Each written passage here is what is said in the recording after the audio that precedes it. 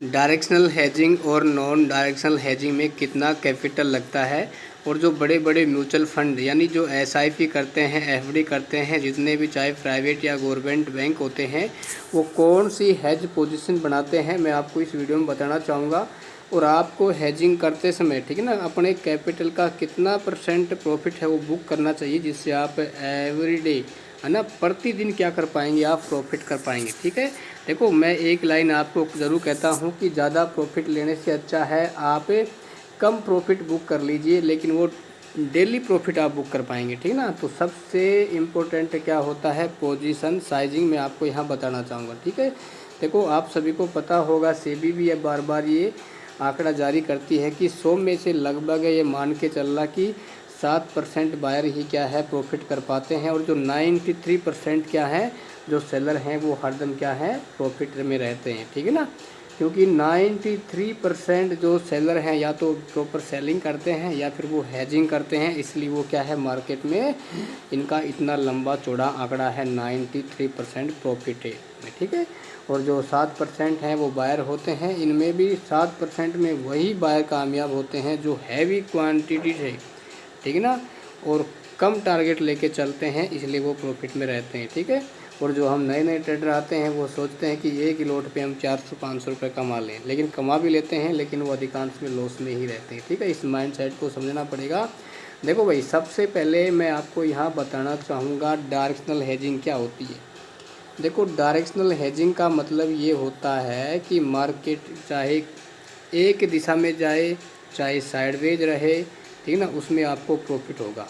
जैसे मान लो कि भाई आपको लगता है कि मार्केट यहाँ से कहाँ जाएगा, नीचे जाएगा, ठीक है ना, तो आप यहाँ पे क्या करोगे, डायरेक्शनल हेजिंग बनाओगे। ठीक है, एक पोजीशन आपको सेल करनी पड़ेगी, एक बाय करनी पड़ेगी।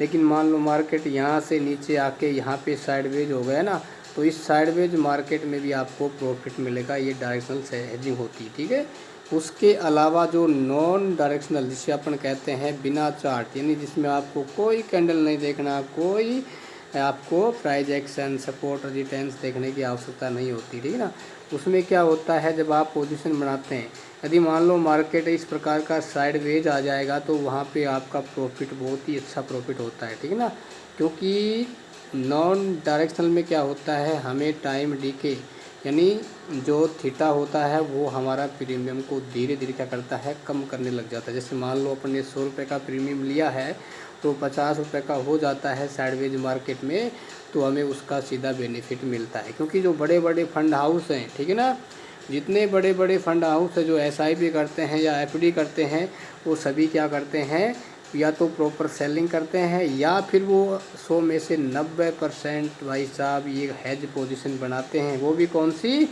ये वाली नॉन डायरेक्शनल, यानी बिना चार्ट देखें, क्योंकि भाई वो कितने हज़ारों करोड़ रुपए लगाते हैं, तो उनको चार्ट देखने की आवश्यकता नहीं होती है, और ना ही वो चार्ट देख पाते हैं। ठीक है, बस वो क्या करते हैं, अपने कैपिटल का भाई साहब 0.5% आप वो अपना प्रॉफिट बुक कर लेते हैं। ठीक है, और एक जो क्या करता है, एक नया नया ट्रेडर है, वो जो बायर है, वो चाहता है भाई मुझे 10% मिल जाए।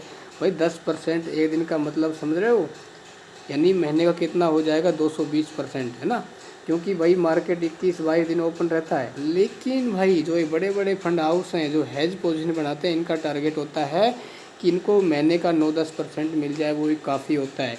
क्योंकि भाई ये मान लो 50,000 करोड़ से जब ये हेज पोजीशन बनाएंगे, तो 0.5 बहुत ज़्यादा हो जाता है। ठीक है ना, तो इन चीज़ों को आपको समझना पड़ेगा, आपको माइंडसेट मजबूत करना पड़ेगा दोस्तों, कि एक बायर है वो मार्केट में इसलिए कामयाब नहीं हो पाता क्योंकि वो चाहता है दिन का 10% बने, 15% बने। भाई बनने में 20% बन जाए, 50% बन जाए, 100% बन जाता है, लेकिन वो बायर है, एक दिन ऐसा आता है उसका सारा प्रॉफिट उसको ब्याज सहित मार्केट को देना ही पड़ता है।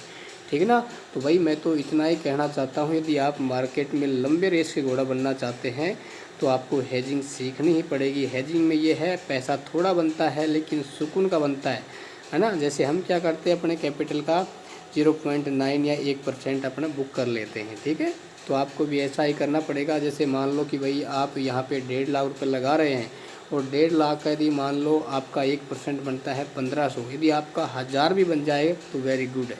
ठीक है ना। इस प्रकार आप अपने अकाउंट को धीरे धीरे ग्रो कर सकते हैं दोस्तों, क्योंकि ज़िंदगी में ध्यान रखना, आपको एक मंजिल से 100वीं मंजिल को बनाने के लिए समय की आवश्यकता होती है। ऐसा नहीं होता कि भाई आपने एक मंजिल बनाई और तुरंत आप 100वीं मंजिल को बना दोगे, ऐसा नहीं होता है ना।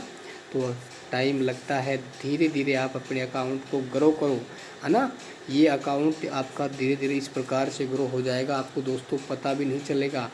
लेकिन यदि आप बाइंग में इस प्रकार के माइंड सेट से आते हैं कि भाई मुझे तो दिन का 15% लेना है, 10% लेना है, दिन का 5% लेना है, भाई साहब आप मार्केट में कामयाब नहीं हो पाओगे।